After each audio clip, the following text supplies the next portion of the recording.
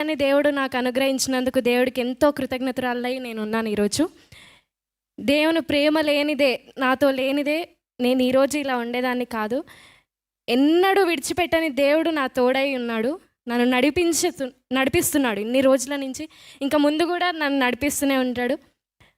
మా మమ్మీ చనిపోయినప్పుడు మా తండ్రి విశ్వాసమే మమ్మల్ని నిలబెట్టింది. ఇప్పుడు మా అత్తయ్య, మామయ్య వాళ్ళ విశ్వాసం మమ్మల్ని ఉంచుతుంది. అది నేను గట్టిగా నమ్ముతున్నాను. ఎంతో మంచి భర్తని, అత్తయ్యని, మామయ్యని, మరి మరిది గారిని కూడా దేవుడు అనుగ్రహించినందుకు దేవుడు ఎంతో థ్యాంక్స్ చెప్పుకుంటున్నాను దేవుడికి. మరి చర్చ్ కూడా నాకు ఎంతో అండగా నిలిచింది. మాకేమీ లేనప్పుడు మేము ముగ్గురం ఊరికే చర్చ్కి వచ్చినప్పుడు ఎంతోమంది తోడు మాకు వచ్చింది. ఎంతోమంది అందరూ మాతో వచ్చి మాట్లాడుతూ మాతో కలిసిపోయి ఒక ఫ్యామిలీ లాగా, we were like A family.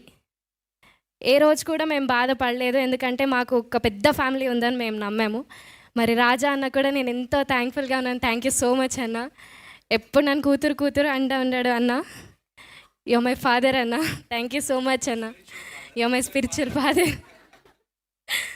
Thank you so much అన్న. అన్న ఫ్యామిలీ కూడా, నికోల్ అక్క, అమృత అక్క అందరు కూడా మాతో ఉన్నారు. మీ అందరి ప్రార్థనల వల్లనే ఈరోజు మేము ఇలా నిలబడి సాక్ష్యం చెప్తున్నాము.